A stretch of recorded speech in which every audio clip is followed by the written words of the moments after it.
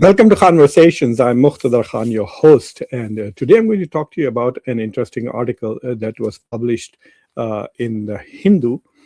This article basically it tries to explain as to why a recent BRICS Deputy Foreign Ministers Summit in Delhi failed to come up with a joint statement.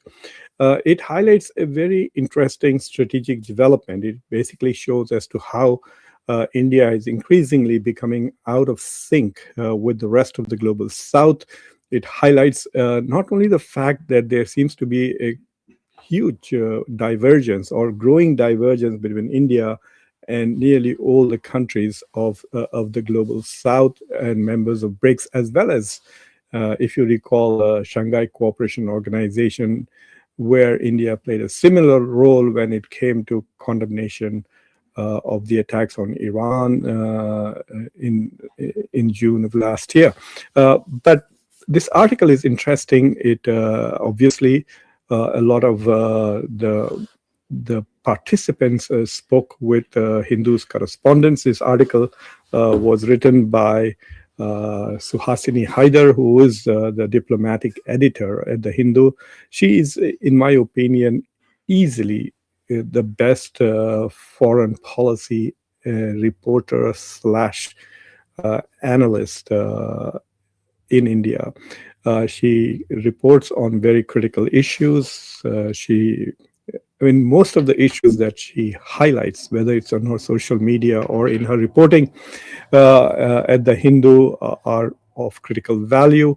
And because she is such a good analyst and understands geopolitics so well, her reporting is also analytically rich. So I have no hesitation in saying I'm a big fan of her work. I follow her closely. And this article was quite interesting. To be fair, it aligns with a lot of things that I've been saying on this show and writing in various short essays that I've published both in India and here in the US. I'm going to do two things. I'm going to walk you through this article. And then what I will also do is I will then show you, I prepared an infographic of some Indian voting pattern of India's voting pattern at the UN on this particular issue. And then I will basically conclude by highlighting this fact that I think India has now decided that it is not going to play is not really that keen on playing a balanced role in the Middle East, and the fact that India is now more and more aligned with Israel and really does not care much about the Palestinian cause, even though it continues to give it lip service and says we stand for a two-state solution. As you recall, there was also in the news a report as to how India has kind of violated its commitments to the UN by selling arms to Israel during the genocide of Gaza. And so it is becoming pretty clear that no matter what, India has decided to put morality aside and traditional Indian diplomacy aside to clearly align itself with Israel, but it's taking a lot of precautions to hide that fact because given its equities in the Gulf and the Middle East, it perhaps fears some backlash, not from the leaders of the Gulf countries who themselves are perhaps even more closely aligned with Israel, especially the United Arab Emirates, than India itself, but given the fact that there are close to 10 million Indians working in the Gulf. India's trade with the Gulf countries is about $200 billion. India depends for nearly 75 to 85% of its energy on Gulf countries. And not only that, but the remittances from there are over $50 billion. So given all of these dependencies that India has on the Gulf countries, it would like to continue to maintain a facade of balanced approach to the Palestinian cause, because for most citizens of those countries, the Palestinian cause is very dear to their hearts, while their governments may not be as committed to the Palestinian statehood or the Palestinian well-being the publics definitely are. So India, which enjoys a lot of soft power in the Middle East, wants to, I guess, maintain that soft power by continuing to maintain this facade of multi-alignment and balanced approach to the Middle East. So let me first walk you through the article itself, and then we will discuss what else is happening. So this article is fascinating. Let me just okay. So the article says UAE-Iran differences and India's plans to dilute language on Israel-Palestine derail joint statement at BRICS meet. So you must understand that India is the BRICS president this year, and India will be hosting the convention. The foreign ministers meeting, I think, is going to be in May, very close to the time, I think, at Quad when also Marco Rubio will be visiting India. So that is an important thing. And then we will see what happens with the heads of state meeting. Probably it was the fall. Anyway, so this meeting was held on April 24th and 23rd and 24th. And so this is what basically Suhasini Haider writes. And I says this. She says, while delegates from the United Arab Emirates and Iran sparred over the war in West Asia, a number of diplomatic and official sources present or briefed about the discussion said that the meeting on April 23rd also saw an unexpected attempt by India to tone down language on Israel and Palestine, which was opposed by almost all other members. I think this almost probably is because perhaps UAE was more aligned with India's position on that, given the fact that both India and UAE are members of the now defunct organization, or at least at the moment dormant I2U2, a quadrilateral alignment between India, UAE, Israel, and the United States. And given the growing divergence in US and Indian positions on many issues, I2U2 has sort of become dormant. But this is an interesting thing. It's not just that the countries, the other members are surprised by India's position. But what is interesting is that they are willing to talk about it to the press because they want that to come out. I think India has been doing this stuff that is pushing and diluting BRICS and SCO resolutions and statements in many ways to align with Israel's and US positions, to the detriment of the members of those organizations. For example, India was the only country that refused to sign on to SCO's condemnation of Israeli attacks on Iran last year. And so there was no final statement. And so it kind of makes the organization itself weak. And especially if India is going to be the chair of an organization that is supposed to represent the voice of the global South, and if India continues to align itself with the global North, it makes the organization itself completely dysfunctional. But to be fair, it was not India that included both UAE as well as Iran at the same time. This is one of the problems, I think, that some of the leaders in the non-Western bloc, which is Russia and China. So, for example, UAE was in Beijing just a few days ago.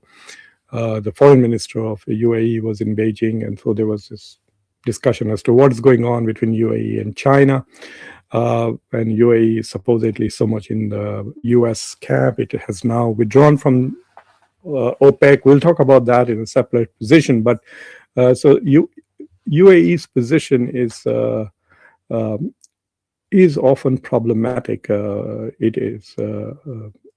It is everywhere, but it often, in terms of its voting patterns and its strategic choices, it's very closely aligned with Israel and the US on most issues. In fact, more with Israel than the United States, because, for example, when it comes to Sudan, UAE is not on the same page with the US.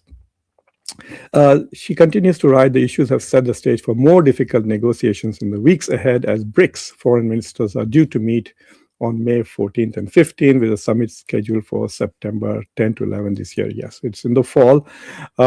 So the source, in particular, sources present in the meeting said that officials from the Ministry of External Affairs negotiating the joint statement sought to amend paragraphs from BRICS summits in Brasilia in 2025 and Kazan in 2024. So basically, what has come out is that things that India had agreed to in the past, in Brazil as well as in Russia, when those summits were held, when India became president, it was going to dilute that language. And so basically, it's like saying that if India is president of any organization these days, or chairman, then that organization is going to be very, very sensitive to Israeli needs and Israeli interests. But when India is not in leadership position, so it is willing to sign on to language which is far more critical. But one of the more troubling aspects was this particular point that they make. These included softening language that criticized Israel for its bombardment of Gaza and Lebanon, as well as dropping the references to East Jerusalem. So India now does not want, and apparently this has become a pattern. India simply refuses to mention East Jerusalem as the capital of Palestine. And these things are very important to Israel, that slow erasure of Palestinian identity, slowly marginalizing the Palestinian issues, removing it from front and center of international discussions. Israel wants the world to forget Palestine and not take note of the atrocities and the genocidal violence that it continues to perpetrate both in Gaza and now in West Bank and in Lebanon.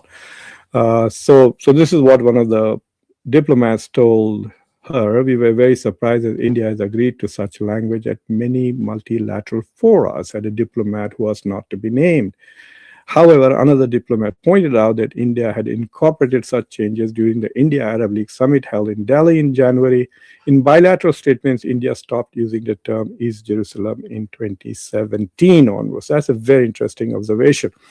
So the Hindu, as any good publication, reached out to the Ministry of External Affairs, and they have obviously not responded.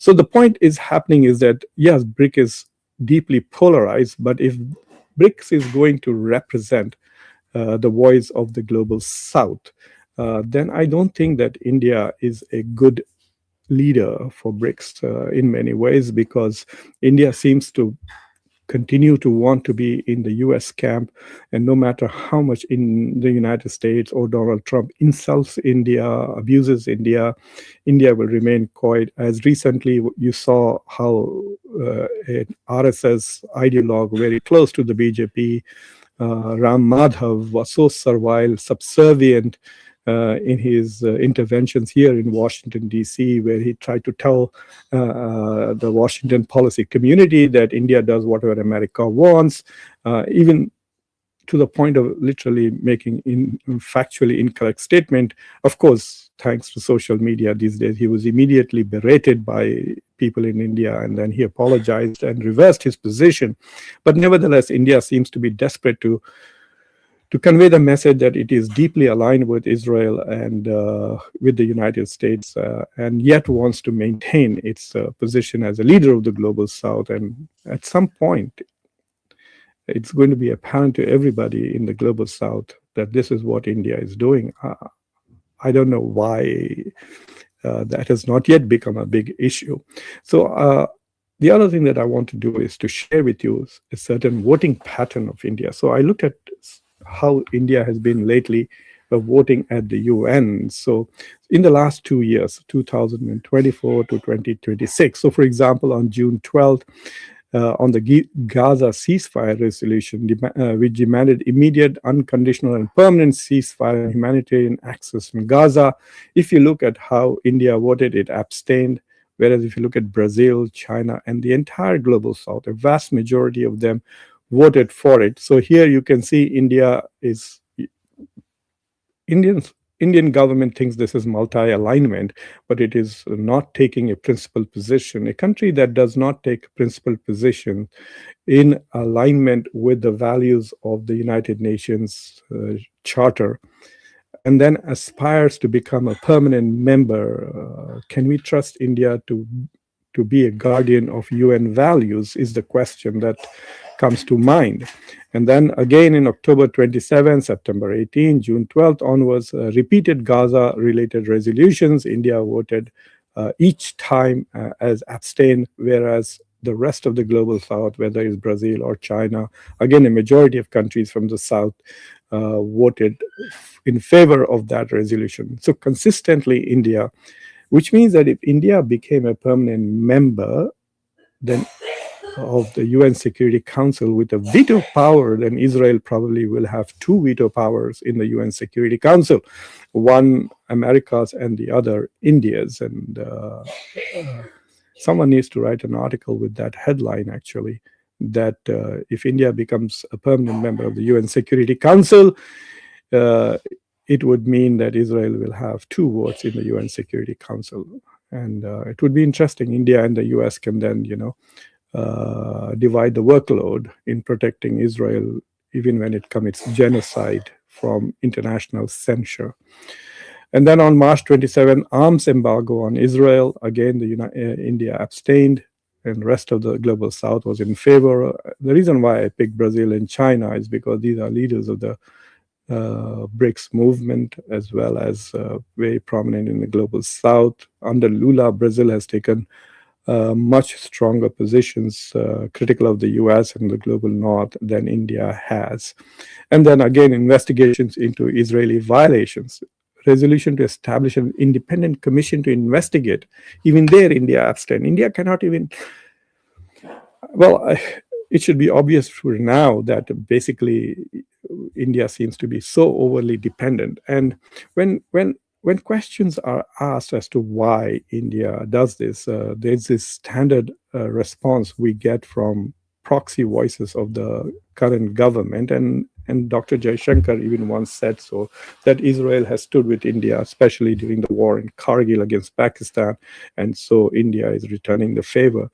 The question really is India going to be so dependent on Israeli military support with regards to Pakistan that India is so afraid that it will be standing alone against Pakistan, that it is going to compromise its values, its traditions, its desire to become a different kind of a world power that stands for the global good, that it cannot speak for the Palestinian cause. Let me put it very bluntly to you, that the Palestinian issue is so important not because they are Palestinians. I know for a lot of people in India, just because they are Muslims and they are being killed by Israel is a source of great delight and joy and happiness, that Israel is killing so many Muslims, literally over 70,000 in the past 2 years, most of them Muslim women and children. But let me tell you that it is an issue which talks about the oppression of the South by the North. It is the last vestige of colonial settler movements where populations from the North came and essentially committed excessive violence, the genocidal violence against people of the South, and took their lands. Like in the United States, Native Americans have become like 1%, 2%, and completely disappeared in America or in Australia. So there are huge such examples, New Zealand. So there are these examples of colonialism which results in settlements, which is different from India, the kind of colonial experience that India had. So for a country which has experienced imperialism and colonialism, for it to side with those very countries is astonishing. For a country that also brags about being a great civilization, for it to align with an imperial state is another shocking thing. So to me, that is the whole thing, that ultimately, eventually what is going to happen is that more and more countries are going to awaken to India's duplicitous position in these international organizations, where it gives lip service to balance and multi-alignment and says, oh, we support the two-state solution, but not taking any steps to make the two-state solution happen. On the contrary, taking steps such as selling weapons to Israel while it's bombing Gaza, which will undermine the possibility of a two-state solution. So taking actions and acting in a way which is contrary to the statement it does will also reduce India's credibility on moral issues. See, unless you have brute power like the United States and you don't care about international law, then you're fine. But if you're a country that also relies on soft power, relies on the fact that you have a long history of standing on the right side. So, for example, India was a very important voice against apartheid in South Africa. In fact, India played a principal role in ending apartheid or racial discrimination in South Africa. And now India will not even vote against apartheid in Palestine and in West Bank and Gaza that Israel practices.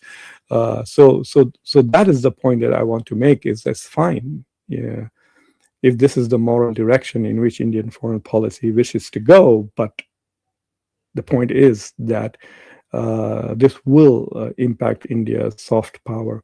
One of the shocking things that people realize, especially during and after Operation Sindoor, was in spite of all of India's efforts, diplomatic and otherwise, India felt that it stood alone. And that is something that will, I think, become far more pronounced if India continues to vote in ways which are absolutely inconsistent with that of the global South. India is never going to become a member of NATO. India is never going to become a member of European Union. India will never be considered a Western country. Take it from me. India's home, both geographically, historically, culturally, is the global South. Yes, India can become a Viksit Bharat, a highly developed country. There are many highly developed countries in the global South, like Singapore, for example. Okay, so India can become a developed country, but India will never ever be outside the global South. And so India politically aligning with the global North against the global South is in the long term a self-defeating endeavor and not a good grand strategy. So I'm going to stop with that, but I did want to highlight this situation. And I also want to thank the Hindu and Suhasini Haider for this important reporting and highlighting this. And fortunately, for the diplomats from the other countries who were willing, even though off the record, willing to talk to the media. We have not seen such statements when India stood alone supporting the Israeli position at the time of the SCO summit, a vote on US. It is stunning as to how India will not allow any condemnation of the US or Israel for violating international laws and norms and attacking Iran on February 28th. But I will give one credit to Prime Minister Modi when he said that India stands with Israel. Yes, India is standing with Israel only. Thank you for watching. I'm Muqtadar Khan, your host. If you have not already subscribed to the channel, please subscribe to the channel, like this video, press the bell icon, and don't forget to share it with your socio-political network. Until next time, I'm your host, Muqtadar Khan. Take care.